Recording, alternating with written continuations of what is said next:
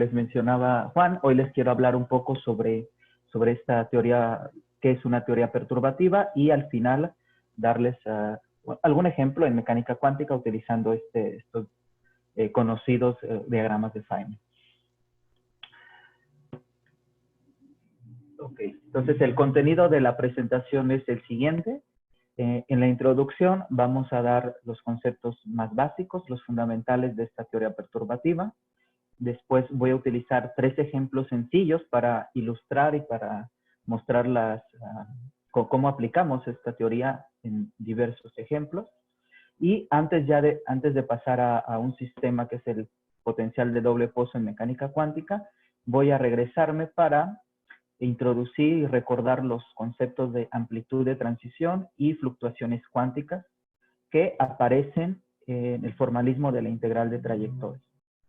Y voy a finalizar con unas conclusiones.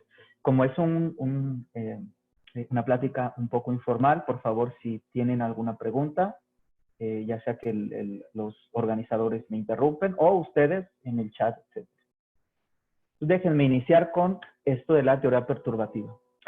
Bueno, una teoría perturbativa o la teoría perturbativa consiste en un conjunto de distintos métodos que nos van a permitir encontrar soluciones aproximadas a ciertos problemas. Estos problemas a los que estamos resolviendo, a su vez, están muy cercanos o son muy próximos a otros que sí sabemos cómo resolver y que llamamos completamente solubles, o en esta presentación, problemas no perturbados. Entonces, la filosofía de este método, de la teoría perturbativa, es que tenemos un problema muy difícil de resolver y lo que vamos a hacer es descomponerlo en una suma de problemas sencillos.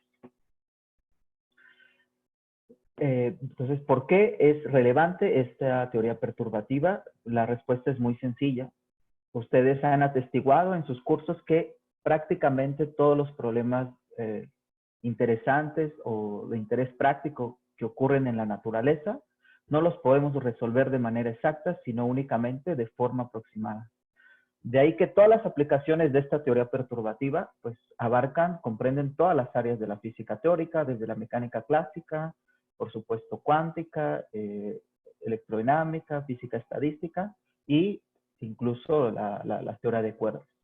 Para darles un ejemplo, dejen de mencionar que en mecánica clásica muchos de los progresos que se hicieron, tomen la teoría de Hamilton-Jacobi, este tipo de progresos nacieron en gran medida y estuvieron motivados por el deseo de perfeccionar técnicas perturbativas que se ocupaban en la mecánica celeste, esto desde los tiempos de Newton. Por el lado de la mecánica cuántica, también ustedes ya saben, bueno, han atestiguado que prácticamente todos los libros sobre este tema de mecánica cuántica contienen una sección entera sobre teoría perturbativa y en particular 2 efectos muy importantes, el efecto Zeeman y el efecto Stark, son fenómenos que son muy conocidos y en donde se aplica esta teoría perturbativa. Ambos fenómenos, el efecto Zeeman y el efecto Stark, pues merecieron, o a sus descubridores les otorgaron el premio Nobel, ¿no? Por la relevancia de estos fenómenos. Entonces vamos ya ahora a iniciar con los elementos básicos de una teoría perturbativa.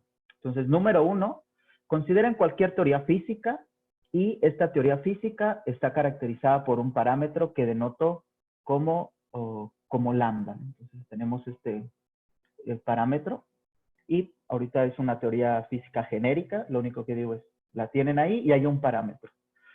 Si el valor de este parámetro es 0, la teoría es exactamente soluble y corresponde al problema no perturbado. Entonces, en el caso particular de este parámetro igual a 0, conocemos toda la teoría, conocemos las soluciones y podemos predecir prácticamente todo. Y le llamamos un problema no perturbado. Pero si este parámetro no es 0, ya estamos hablando de lo que es un sistema perturbado, un problema perturbado, el cual en general no va a tener una solución exacta. Entonces, la idea es de que en este problema más complicado, cualquier magnitud física que nos interese, aquí denoto una magnitud física general como I mayúscula, cualquiera de estas magnitudes físicas la podemos expresar o se va a expresar como una serie de potencias en el parámetro que nos caracteriza la teoría. Entonces, explícitamente, aquí tengo una magnitud física genérica y lo vamos a escribir como una suma de potencias en este parámetro lambda, donde A0, A1, A2, A3, etcétera, son los coeficientes de la expansión. Noten que el primer coeficiente corresponde a la solución del problema no perturbado, ¿no? Decimos que si lambda es 0, todos estos términos desaparecen y, por hipótesis, conocemos A0. La naturaleza de estos coeficientes va a cambiar dependiendo de la teoría que manejemos y vamos a ver ahora los ejemplos. Entonces, déjenme iniciar con el más sencillo que se me ocurrió. Y este ejemplo, esta teoría física que quiero ahora estudiar es la ecuación cuadrática. Por supuesto, la sabemos resolver, pero nos va a permitir comparar las soluciones aproximadas que obtenemos con teoría perturbativa con la solución exacta que ya conocemos. Entonces, permítanme tomar como teoría física la ecuación cuadrática que escribo acá. Tenemos lambda por x cuadrada más bx más c igual a 0, donde b y c son dos parámetros reales y nuestro parámetro de acoplamiento está enfrente del término cuadrático y a la ecuación es el problema perturbado. ¿Qué pasa si el parámetro lambda es igual a 0? Entonces, llegamos a lo que es el problema no perturbado y que es una ecuación lineal, ¿no? Si lambda es 0, el problema se vuelve mucho más sencillo, es una ecuación lineal y la solución es sencilla. De aquí resolvemos, la solución es x igual a menos c entre b.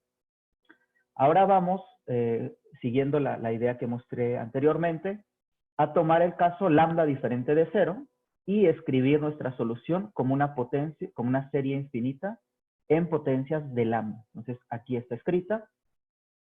Y el siguiente paso es sustituir esta expansión en nuestra ecuación cuadrática. Lo hacemos y coleccionamos los coeficientes de orden 0 en lambda, de orden lineal en lambda, de orden cuadrático y así sucesivamente. Como tenemos un polinomio en lambda igual a 0, la única manera de que eso se cumpla es de que cada uno de los coeficientes sea 0. Entonces, tomamos el término que no contiene lambda, lo igualamos a 0 y de ahí obtenemos nuestro primer coeficiente de la expansión. Entonces, lo podemos ver aquí que A0 debe ser menos c entre b, que efectivamente corresponde a la solución del problema no perturbado. Entonces, proseguimos con el segundo coeficiente.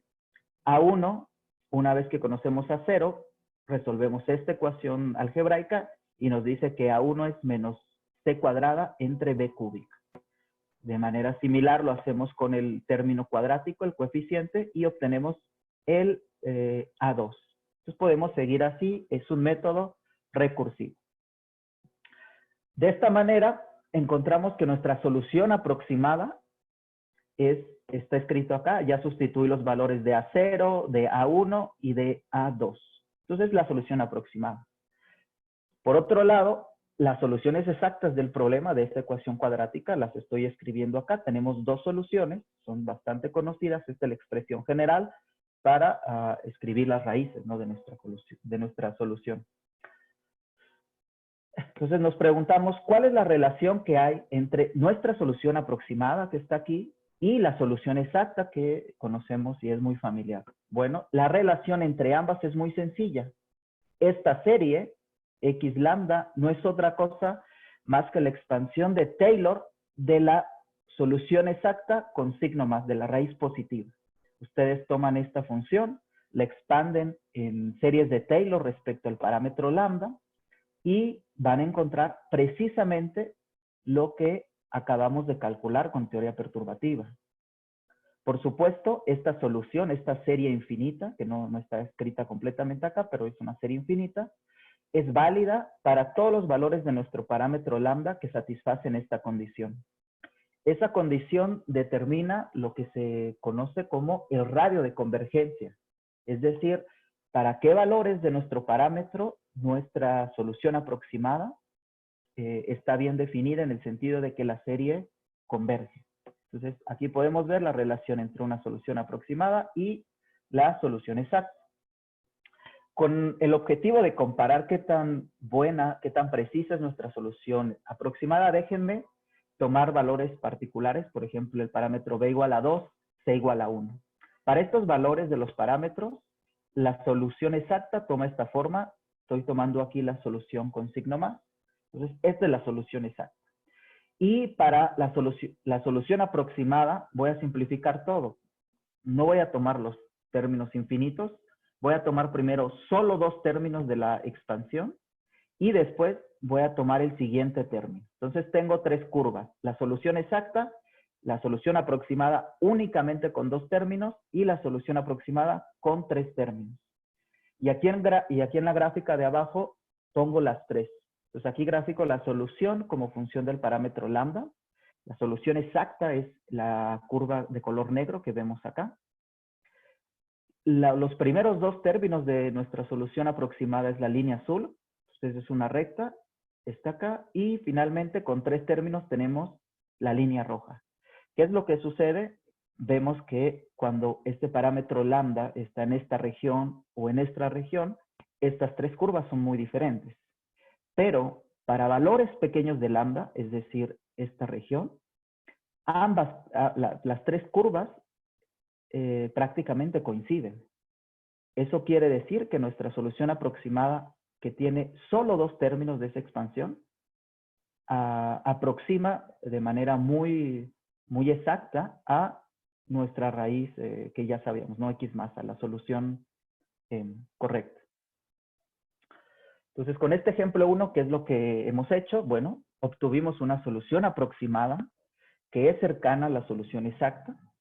La serie, esta serie infinita, converge si nuestro parámetro lambda satisface esta relación. Esta relación está estrechamente ligada con las singularidades, es un punto muy importante, con las singularidades de nuestra teoría, porque estas singularidades van a determinar el radio de convergencia de esta suma infinita. Como segundo punto, para valores pequeños del parámetro, los primeros términos de la suma infinita ya proporcionan una solución aproximada muy precisa, que se acerca bastante a la solución exacta. Y por supuesto, mientras mayor sea el número de términos que incluyamos en nuestra expansión, nuestra aproximación es cada vez mejor. Entonces, con esto finalizo el ejemplo 1 y déjenme pasar a uno un poco más complicado. Este ejemplo que voy a tomar, pues, consideremos que nuestra teoría física es el oscilador armónico amortiguado en una dimensión. Entonces, eso está caracterizado por esta ecuación diferencial de segundo orden, en donde ahora nuestro parámetro multiplica la primera derivada de Q. Si lambda vale 0, pues desaparece este término. Lo que nos queda es la ecuación del oscilador armónico simple, y eso es nuestro problema no perturbado.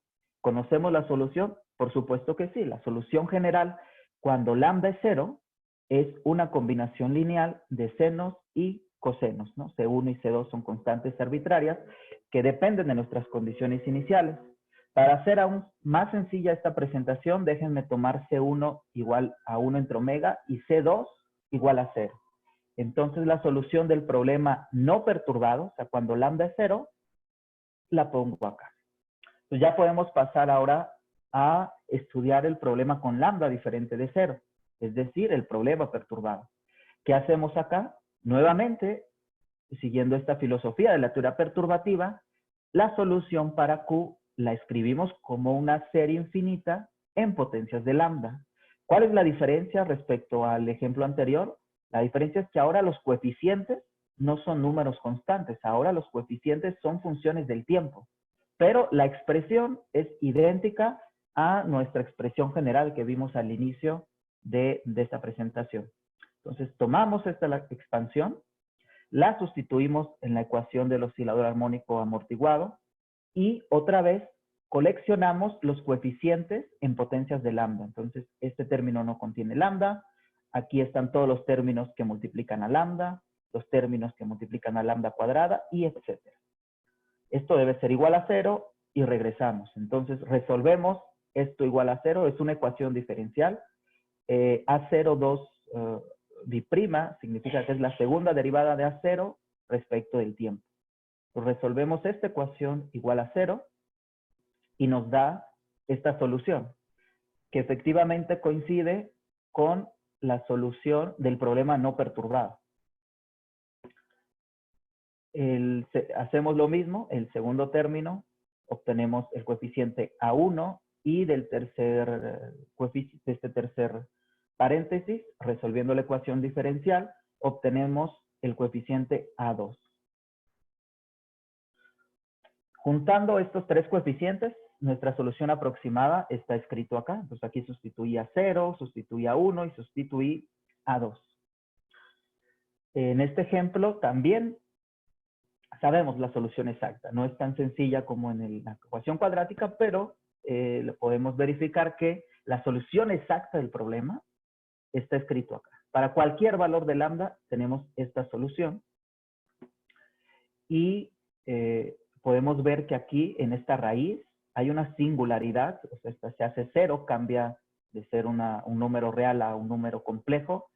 Si lambda es igual a, el valor absoluto de lambda es igual a 1, y eso eso implica que nuestra serie que acabamos de obtener, la solución aproximada, va a converger, o su grado de convergencia está determinado por la condición donde el valor absoluto de lambda al cuadrado, bueno, el valor absoluto es menor que 1.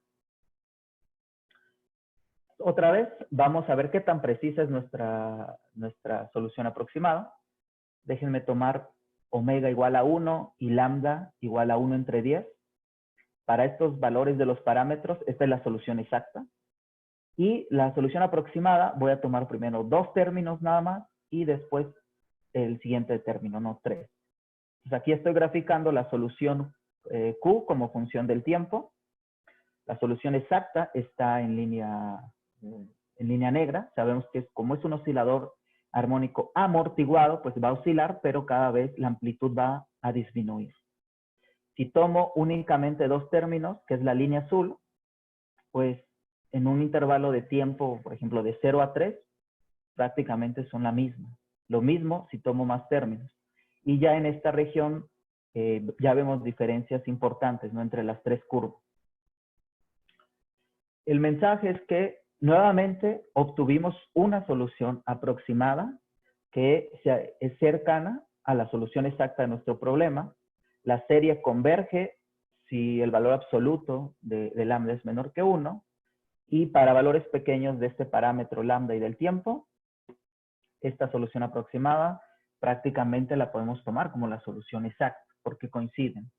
Y si agregamos más términos, se mejora la solución aproximada. Entonces, ya el último ejemplo que quiero ver antes de pasar a la parte cuántica es una integral gaussiana modificada. Esto es un prototipo que nos va a servir para los diagramas de Feynman en mecánica cuántica. ¿Por qué es un prototipo? Bueno, hay que estudiarlo en detalle.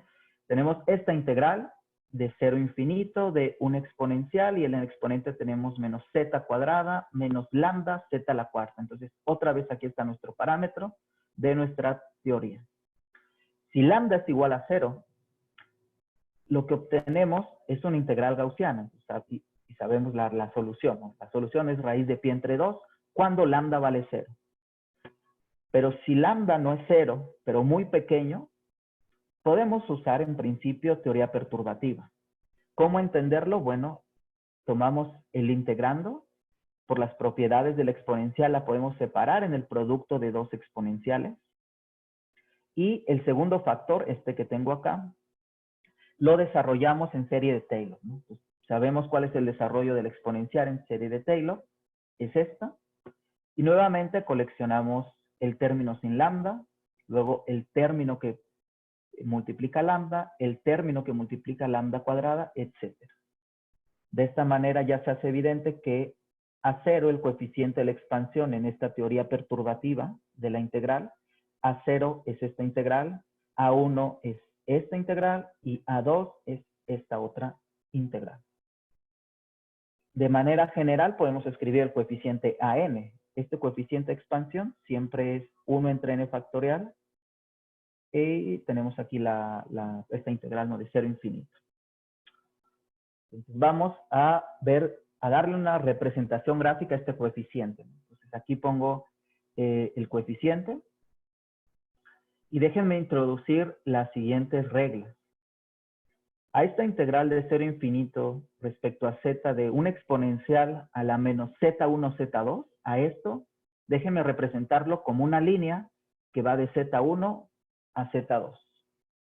Y el monomio z a la cuarta, déjenme representarlo por este círculo con una cruz que le voy a llamar un vértice y arriba le voy a decir que es un propagador. Entonces veamos cómo escribir este coeficiente que está en la parte de arriba usando esta parte, digamos, gráfica. Bueno, primero tengo z a la cuarta elevado a la n. Z a la cuarta, que es este vértice, elevado a la n. Tengo un factor que está aquí, 1 entre n factorial, lo pongo acá.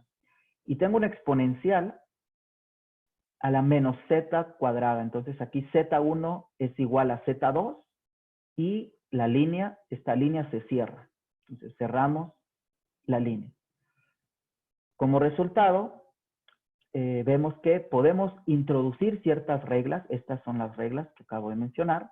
Y eso nos permite escribir el coeficiente AN, este es el coeficiente de nuestra expansión, en forma diagramática. Cada diagrama representa a una integral y viceversa. Cada integral va a tener una representación diagramática. En este ejemplo que estamos manejando, vamos a comparar otra vez. Entonces tenemos las soluciones aproximadas. Vamos a tomar nada más los primeros J términos de la suma, no todos, solo J. Por ejemplo, Q1, nada más me quedo con el término lineal. Q2 sería hasta el término cuadrático y así. El resultado exacto de esta integral también es sencillo encontrarlo y está dado en términos de la función modificada de Bessel de segunda especie. Entonces aquí es donde ustedes recuerdan, me acaba de decir Marco, los cursos de FET. Esta es la solución exacta. Entonces hay que compararla. Entonces la solución exacta es esta curva negra, está aquí. Entonces graficamos la solución en función de nuestro parámetro lambda. Si tomamos dos términos de la solución aproximada, pues también se parece mucho a la exacta. Pero algo raro pasa si tomamos más. Si tomamos 5 términos de la solución aproximada, aquí se despega. Y si llegáramos a tomar 10, es aún peor. Entonces, no está pasando lo que sucedía en los ejemplos anteriores en donde tomábamos más términos y mejoraba nuestra solución aproximada. Aquí es al contrario, mientras más tomo, es peor mi solución. ¿Por qué pasa esto? Bueno, es que en este ejemplo sencillo, esta integral que acabo de mostrar, hay una singularidad cuando lambda es igual a 0. Entonces, si ustedes quieren, pueden pensarle un poquito y ver por qué este punto, lambda igual a 0, es un punto singular de la teoría y por lo tanto el radio de convergencia también es igual a 0. ¿Qué quiere decir? Que no importa qué tan pequeño sea lambda, mientras más términos tomes, peor será la aproximación. De todas maneras, no podemos decir que hemos perdido el tiempo. ¿Por qué? Porque en esta región, digamos, entre 0 y 0.05, cuando lambda está aquí, todas las gráficas coinciden, ¿no? Aquí no se puede ver a simple vista una diferencia sustancial entre las soluciones aproximadas y la exacta. Entonces, no está del todo perdido, ¿no? A pesar de que nuestro radio de convergencia sea 0. Entonces, repitiendo lo mismo, vemos que para un intervalo muy pequeño, nuestra solución aproximada sí se acerca a la exacta, a pesar, no obstante, de que el radio de convergencia sea 0. Esta es una de las razones por las que Abel, como ustedes saben, el premio Nobel de Matemáticas lleva su nombre, de la medalla Abel. Bueno, este matemático, al ver este tipo de comportamiento de estas series, decía que estas series divergentes son una invención del demonio y es una vergüenza basarse en ella, basar cualquier demostración en ella. Esto fue lo que dijo el matemático Abel. Pero nosotros en física no somos tan rigurosos. Y la razón es muy sencilla. Estas series divergentes que Abel dice que son del demonio, pues no sé de dónde saca que el demonio le interesaría algo de las series, pero bueno, estas series divergentes nos ayudan a obtener resultados muy precisos. ¿Qué quiero decir con precisos? Solo déjenme darles un ejemplo.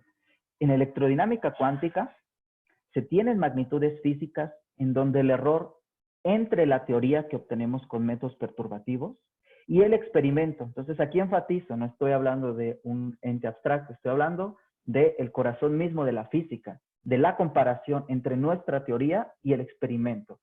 Si hacemos esta comparación, podemos ver que el error o lo que difieren ambas, es decir, la teoría y el experimento, es menor. El error en electrodinámica cuántica es menor a una parte en un billón, no en un millón, en un billón.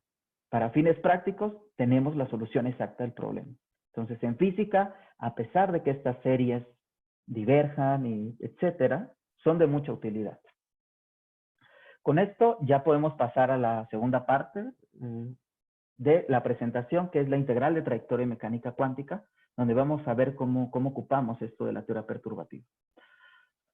Entonces, déjenme iniciar con un elemento muy básico de mecánica cuántica, que es la amplitud de transición. Entonces, la amplitud de transición está escrito acá, que está relacionada con la probabilidad de que una partícula en la posición inicial XY vaya a una posición final XF y está escrita por este Hamiltoniano. Entonces, una de las aportaciones más grandes de Feynman a en esta área es que esta parte cuántica, esta amplitud de transición que es puramente cuántica, la podemos escribir en términos de lo que se conoce como integral de trayectoria. Esta integral de trayectoria está escrito acá. Los elementos principales son aquí un elemento de integración que voy a explicar a continuación, y esta exponencial y el exponente. El exponente, de una vez lo explico, el exponente corresponde a la acción clásica. Entonces, de nuestros cursos de mecánica clásica sabemos que la acción corresponde a este funcional, ¿no? No es una función porque lo que toma son funciones, no números escalares, y lo que nos arroja es un número, ¿no? Entonces, la acción clásica, que es un funcional, va a ser el exponente de esta integral de trayectoria. Entonces, del lado izquierdo tenemos un ente cuántico, mientras que del lado derecho tenemos un ente puramente clásico, en donde uno de sus elementos es la acción clásica. Entonces, vamos a estudiarlo con más detalle. Esta integral de trayectoria, ¿qué es? Bueno, es una suma pesada o ponderada. ¿Con qué factor de peso? Con la exponencial a la menos s, donde esa es la acción que acabo de mostrar. Es una suma pesada con este factor de peso de todas las posibles trayectorias en las que una partícula se propaga del punto inicial XY al punto final XF en un intervalo de tiempo, déjenme ponerle tau 0.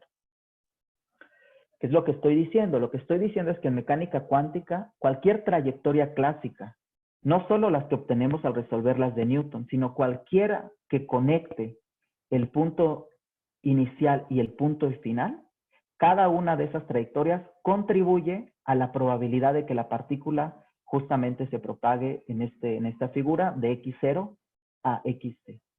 Entonces, esta amplitud de transición está escrita en términos de trayectorias clásicas.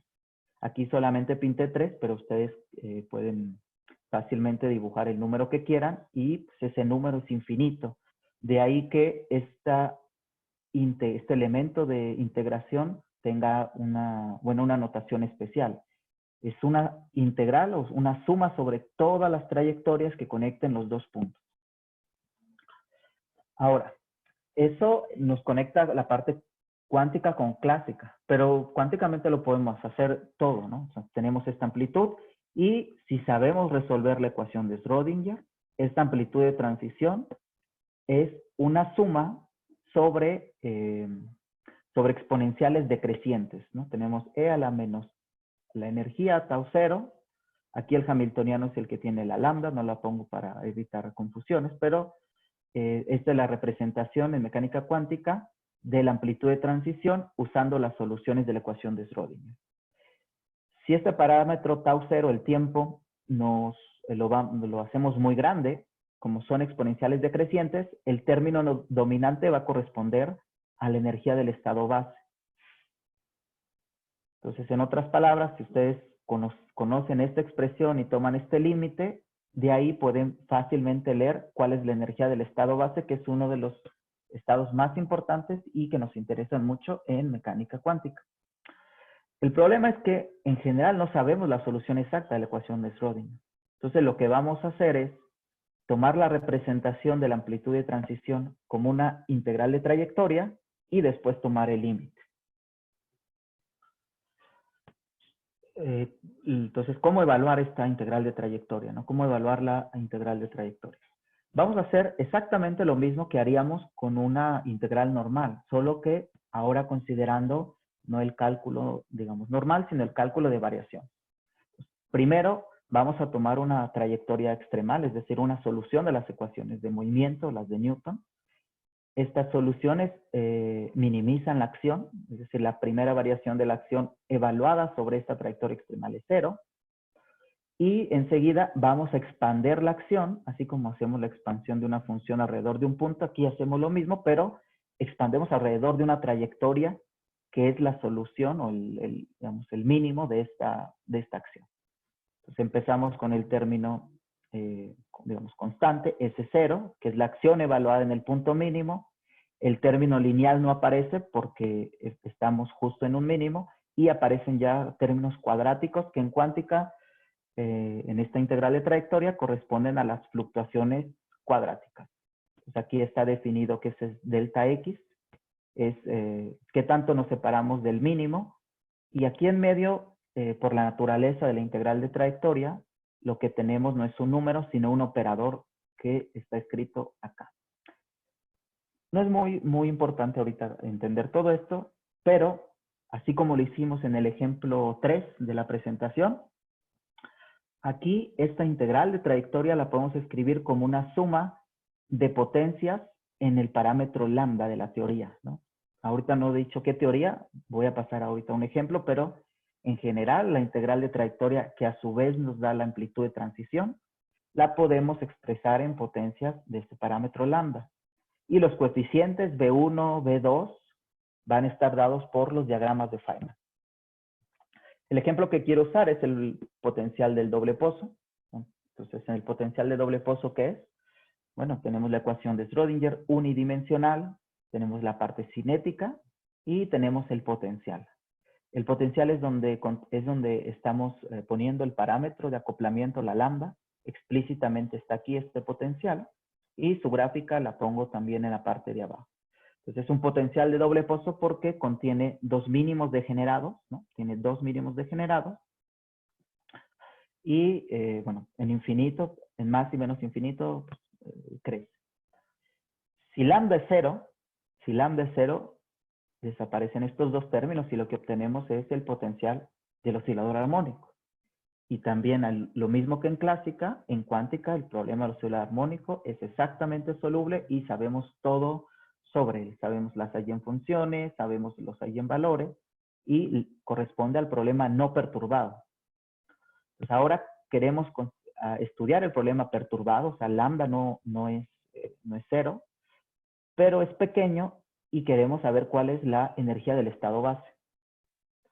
Entonces, lo primero que tenemos que hacer es encontrar la trayectoria extremal de este problema. Es muy sencillo y la solución es que es igual a 0, ¿no? Entonces, la trayectoria que minimiza nuestra acción clásica es 0 y con ella vamos a poder obtener la energía del estado base. ¿Cómo lo vamos a hacer? Vamos a utilizar las reglas de Feynman. Hay que recordar que las reglas de Feynman, usando el ejemplo 3, no son otra cosa más que una representación gráfica de los coeficientes de nuestra expansión perturbativa. En el ejemplo 3, a los coeficientes, a través de unas reglas sencillas, le pudimos dar una interpretación gráfica. Aquí es exactamente lo mismo, solo que es más complicado porque no es una integral normal, es una integral de trayectoria. Pero Feynman ideó la manera y encontró en general estas reglas, ¿no? Que nos van a dar esta correspondencia entre las integrales y los diagramas. Entonces, el ejemplo que tenemos enfrente, el del doble pozo, para esta energía del estado base tenemos que sumar sobre todo los diagramos cerrados. Tenemos dos vértices. El vértice corresponde a una interacción cúbica y una interacción de orden 4. Y vamos a conectar estos vértices con unos propagadores. los propagadores son correladores, aquí está la solución, y las integrales que se efectúan sobre el tiempo las tenemos que hacer para cada vértice y incluir algunos factores de simetría. Entonces, resumiendo, el estado base del potencial del doble pozo lo podemos escribir como una serie infinita en este parámetro lambda, y cada uno de los coeficientes lo podemos representar gráficamente a través de diagramas. Por ejemplo, el coeficiente a dos lazos, este coeficiente B mayúscula, es la suma de tres diagramas que estoy poniendo acá. Este que le llamamos de oreja, este que le llamamos de melón y este de pesas, por obvias razones. Este coeficiente está dado por la suma de estos tres diagramas. Y las reglas de Feynman nos permiten escribir cada diagrama en una representación integral. Este diagrama de sandía, en representación analítica está dado aquí abajo, ¿no? Corresponde a menos 3/4 de esta integral. Entonces es muy sencillo evaluarla y el resultado de B1 es menos 1/2. Del primer diagrama es 3/4 y del último es menos 9/4. Entonces, este coeficiente B es la suma de los tres y nos da menos 2. Ahora proseguimos con el tercer coeficiente, con el coeficiente a tres lazos, que es C. Aquí es un poco más complicado porque ahora hay 12 diagramas. Pero para cada uno de ellos es muy fácil escribir su representación integral usando estas reglas de Feynman. Aquí, por ejemplo, A1 tiene este diagrama. El diagrama B24 es un poco más complicado. Y estos diagramas que están acá al final los pongo aquí. Nuevamente sumamos todas las contribuciones y obtenemos que C es igual a menos 9. Entonces ya podemos concluir y ver que el estado base, que viene dado por una serie infinita, el estado base para el potencial del doble pozo, lo pudimos obtener de manera aproximada. Entonces el parámetro B fue igual a menos 2 y el parámetro C fue igual a menos 9. ¿Cómo sabemos que este método perturbativo en base a diagramas de Feynman es correcto? Pues lo podemos saber porque si usamos la teoría que viene en prácticamente todos los libros de cuántica, la teoría de perturbaciones de Rayleigh-Rodinger, ustedes resuelven este problema y encuentran efectivamente que B es menos 2 y que C vale menos 9. Entonces, los dos métodos son totalmente equivalentes. ¿Cuál es la ventaja de tener el método de Feynman? Bueno, es que en el método estándar de Rayleigh-Rodinger, si quisieran ustedes evaluar la corrección enésima, es decir, el coeficiente que va enfrente de lambda a la n, si utilizamos la teoría estándar de Rayleigh-Rodinger, es extremadamente complicado. Prácticamente todos los libros únicamente incluyen expresiones hasta segundo orden y yo hasta la fecha no he encontrado uno que incluya, por ejemplo, a cuarto orden, ya no hay una expresión cerrada, son muy complicados. Pero usando el formalismo de la integral de trayectoria y los diagramas de Feynman, podemos escribir usando esta regla simple esta contribución de orden n. Entonces, una ventaja. Pero ¿qué pasa en este problema? Bueno, una de las cuestiones importantes es que esta serie infinita es divergente. Hay argumentos plausibles que nos hacen ver que el radio de convergencia de esta expansión es exactamente igual a 0. Entonces, una serie asintótica. Y otra desventaja de esta teoría perturbativa que estamos haciendo es que los diagramas de Feynman no se percatan, no se dan cuenta de la existencia del otro mínimo. Recordemos que tenemos un potencial de doble pozo. Pero, pues, en este formalismo hacemos los cálculos y, pues, como que no hay una diferencia entre si estuviera o no el otro pozo. Y lo que es más importante, no nos dice nada sobre uno de los fenómenos más sorprendentes de mecánica cuántica, que es el efecto túnel. Un efecto que clásicamente es imposible, pero cuánticamente hay una probabilidad no cero de que la partícula atraviese la barrera del potencial. Este fenómeno tampoco me lo puede describir los diagramas de Feynman que estamos haciendo de esta manera, ¿no? ¿Por qué? Porque en el formalismo que hacemos nos estamos quedando en lo que llamamos el sector perturbativo. Y hay efectos no perturbativos como el tunelaje, como el efecto túnel, que también son importantes en la naturaleza. Entonces, solo para dar una referencia y ya acabar con la presentación, en este trabajo nosotros estudiamos los efectos no perturbativos en el potencial del doble pozo y obtenemos corrección a varios lazos, 2, 3 lazos, para el potencial, ¿no? Esto lo hacemos con el objetivo de, primero, de verificar que este formalismo de la integral de trayectoria da resultados correctos y posteriormente ya poder ocuparlo no en mecánica cuántica, sino en teorías más realistas, ¿no? Por ejemplo, en QCD, que es una teoría bastante complicada, hay diagramas de Feynman, etcétera, o incluso no irnos tan lejos, una teoría cuántica de campos escalar lambda phi a la cuarta, donde la herramienta principal es justamente la integral de trayectoria. Entonces, en esta presentación yo ocupé mecánica cuántica para mostrar las dos facetas, ¿no? Mostrarlos la teoría perturbativa, como que aparece, y su relación con estos diagramas de Feynman. Entonces, como yo les mencioné, hay efectos no perturbativos, pero una vez que ustedes obtienen los términos dominantes de los efectos no perturbativos, las correcciones a esos efectos lo hacen con teoría perturbativa. Entonces, no hay manera de que nos escapemos de la teoría perturbativa. Entonces, este es el primer artículo de una serie de trabajos que hice con Alexander Turbiner, un especialista internacional en teoría perturbativa y un experto en física nuclear de mucho reconocimiento, el profesor Zuriat. Él es experto en física nuclear y entre nosotros tratamos de entender ya fenómenos no perturbativos en teorías de campo. Entonces, con esto termino, digamos, la presentación y en las conclusiones, pues voy a resumir todo lo que acabamos de ver, ¿no? ¿Y qué es lo que acabamos de ver? Pues que es muy importante y también divertido aprender teoría perturbativa. Muchas gracias y